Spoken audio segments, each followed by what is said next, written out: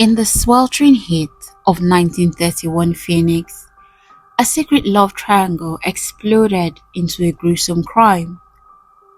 Winnie Ruth Judd, a seemingly ordinary woman, would soon be known as the trunk murderess. But was she a cold-blooded killer or a pawn in a deadly game of love and jealousy? Let's unravel this shocking story that still haunts Arizona even today.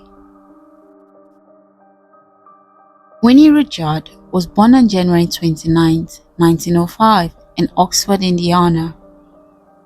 Her father was Reverend H. J. McKinney, a Methodist minister, and her mother was called Carrie. She had a brother named Bolton. Winnie grew up in a strict household.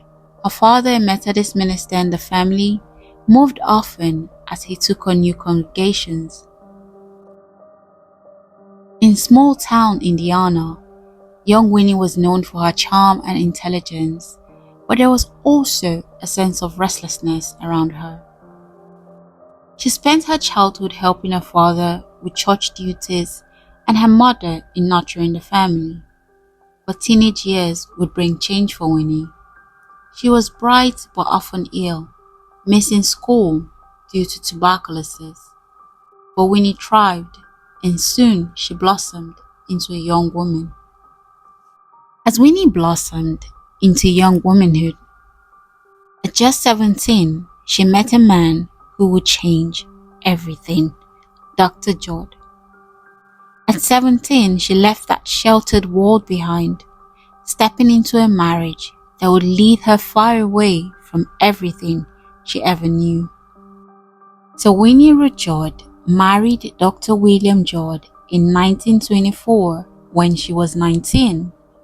They moved to Mexico for his work as a doctor for a mining company, but the marriage struggled. His morphine addiction and her ongoing health issues, especially tuberculosis, strained their relationship. By 1930, Winnie was over it. They were mostly living apart, and the couple decided it was time to part ways. And so Winnie moved to Phoenix to start afresh, though they stayed in touch. Winnie arrived Phoenix in the mid-1930s, seeking a fresh start and a climate that was more favorable for her fragile health. The desert sun was brutal, especially for somebody that was already burdened with sickness.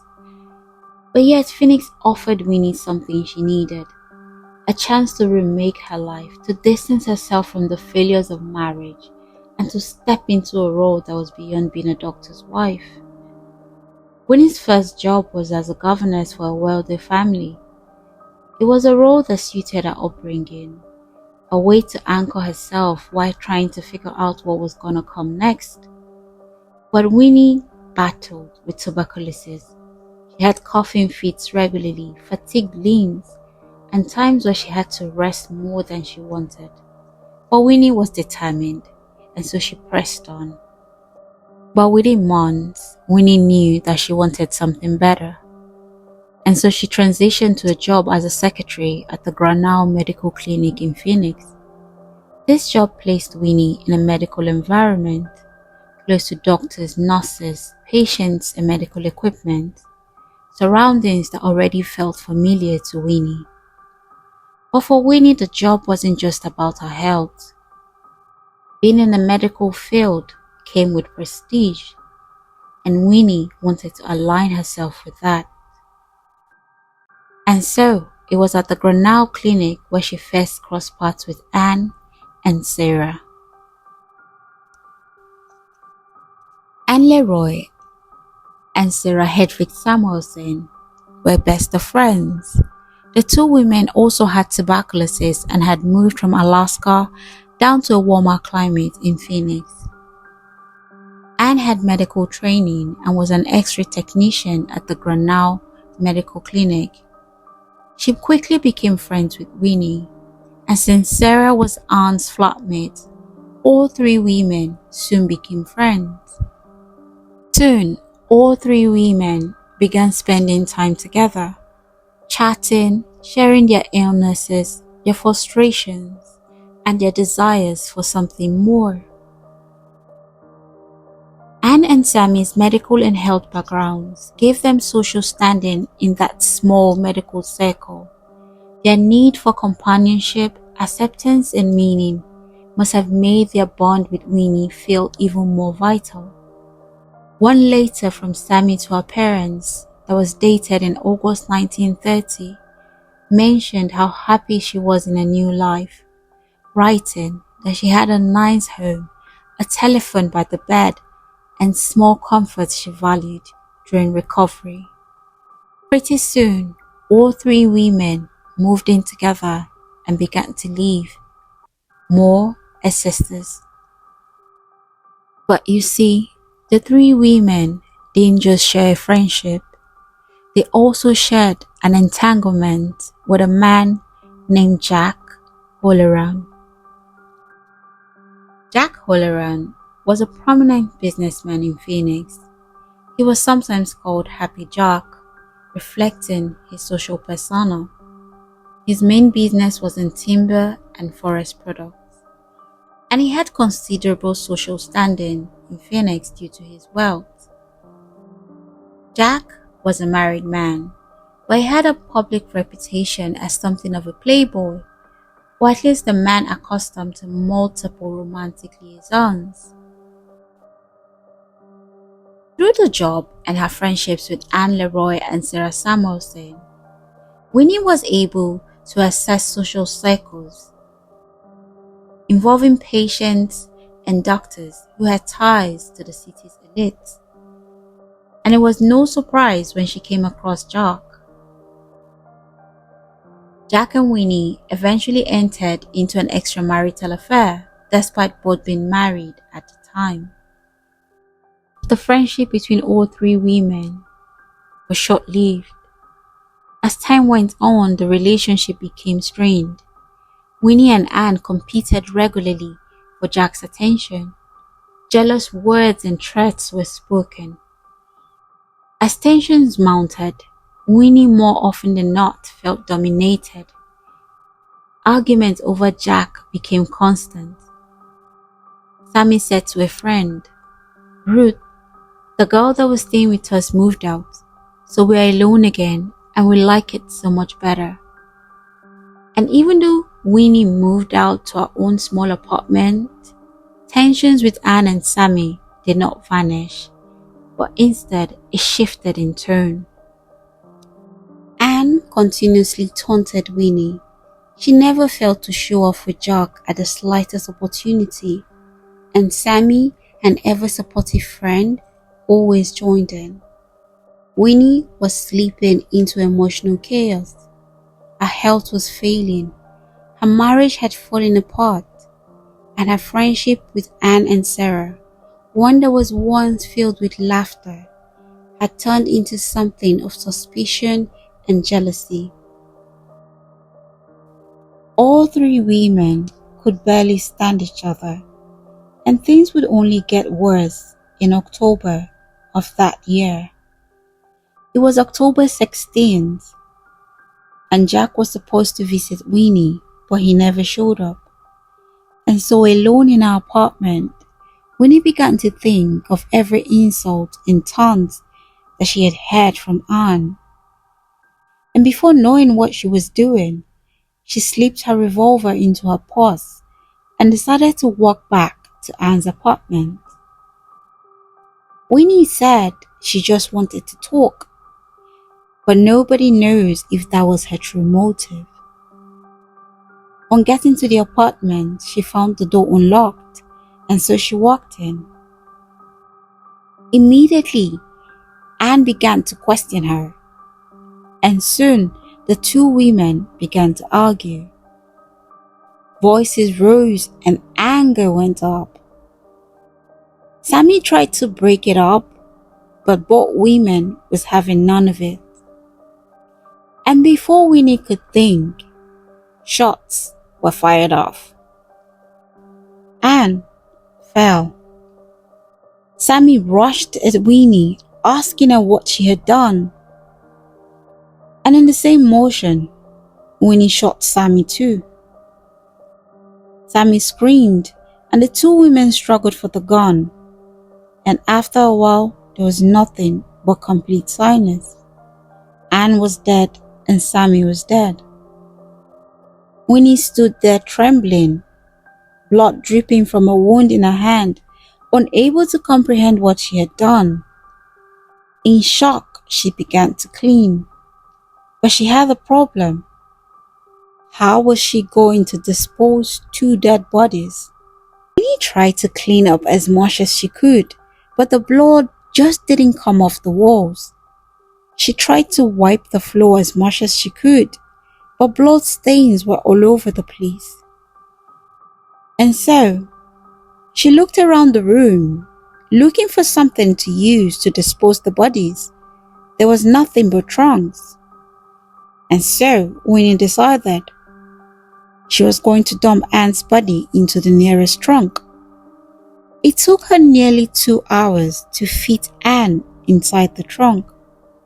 And at the time she returned to Sammy, rigor mortis had already set in. The body was stiff and impossible to bend. And so, Winnie fetched 2 kitchen knives and began hacking. And so piece by piece, she chopped Sammy into smaller pieces and put what was left of her friend into smaller trunks and suitcases. By the time she was done, she covered the bodies with blankets and stuffed bedsheets and dresses into the suitcases and trunks. She opened the windows to air out the smell and tried to scrub the blood again before dragging the trunks straight to the door. For the next 2 days, Winnie basically lived in a trance. Neighbors testified that they saw her leave for work, dressed neatly as always, but this time with a bandaged hand. Nobody suspected a thing. But inside the bungalow, Winnie knew that the heat was rising, and soon the bodies would start to smell. She knew she couldn't leave them in the apartment any longer. And so, on that Sunday night, Winnie ordered a taxi, loaded the trunks into the taxi and headed to the train station. She bought a one-way ticket to Los Angeles, claiming she was going to visit her brother. But if Winnie thought that she had gotten away with murder, she was sadly mistaken. Travelers and baggage handlers began to notice something odd. The trunks were unusually heavy, oddly sealed, and had liquid leaking from them. They also had a putrid smell that was so foul and metallic, a smell that just could not be ignored. And so one baggage handler flagged the trunks for inspection. He alerted the district baggage agent in Los Angeles, Otto V. Anderson, saying that the smell was so strong that he suspected contraband or something worse. And so when the train pulled into the Los Angeles Central Station, authorities were waiting for Winnie. On arrival at Los Angeles, Anderson approached Winnie. He asked her for the keys, but Winnie panicked. She claimed she didn't have them and that her husband did. It was a stolen line that worked. In the tense minutes that followed, Winnie slipped into the crowd. She had her brother Bolton come pick her up. He came without knowing the full horror of what his sister had done.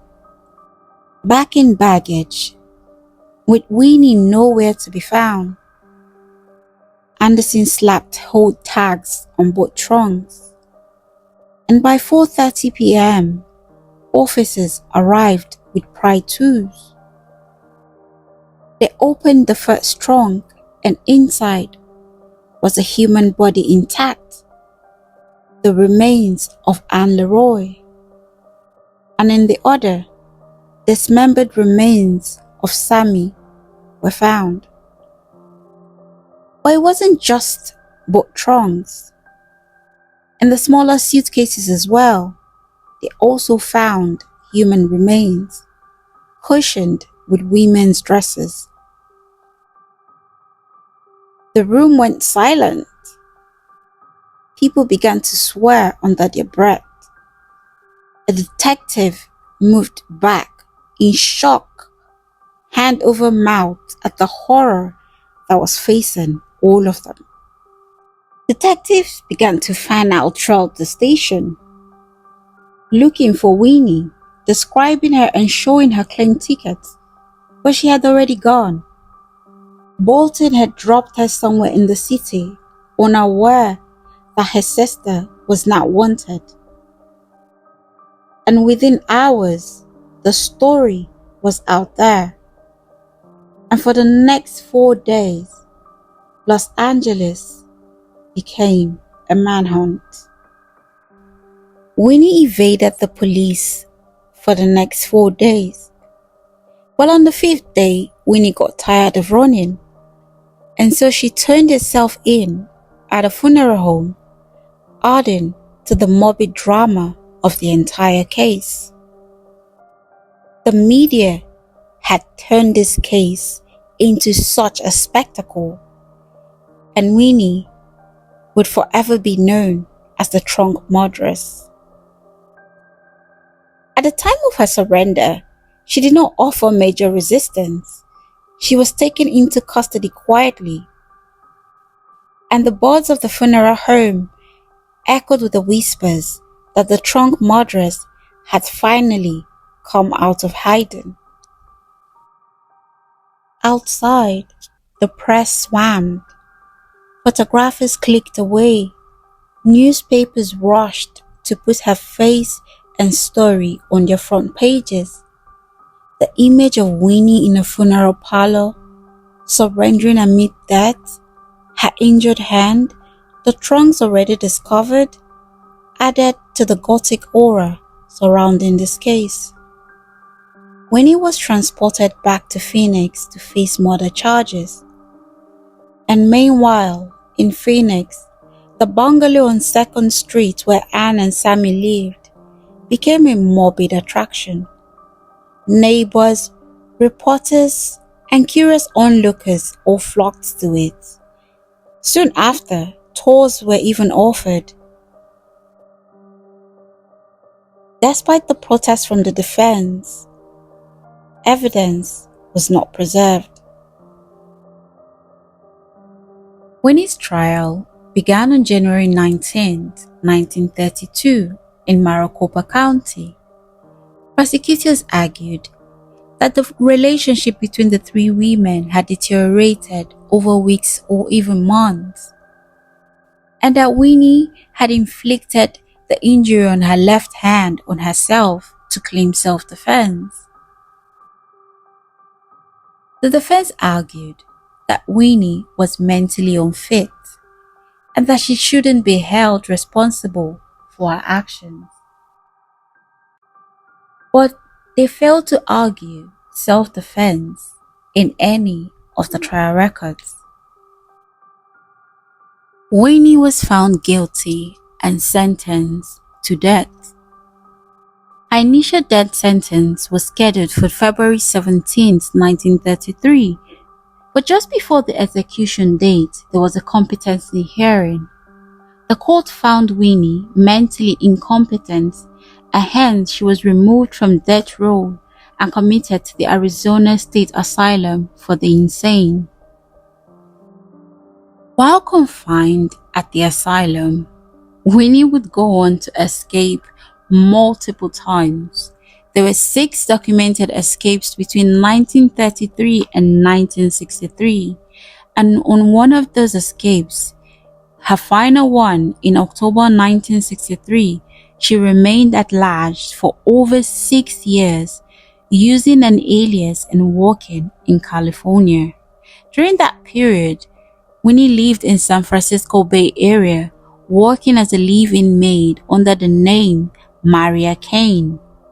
Eventually, her alias was discovered and she was recaptured and returned to Arizona on August 18, 1969. But just after her final recapture, Winnie's legal status was reconsidered. In October 1971, Governor Jack Williams commuted her sentence to make her eligible for parole, and Winnie was paroled and released on December 22, 1971. In 1983, Winnie was granted an absolute discharge, meaning she was no longer under parole and free to leave as she pleased. But eventually, Winnie would return back to Phoenix, Arizona, the very city where her story had begun. On October 23, 1998, 67 years to the day after she walked into that Los Angeles funeral home and surrendered, Winnie Ruth Judd died in her sleep.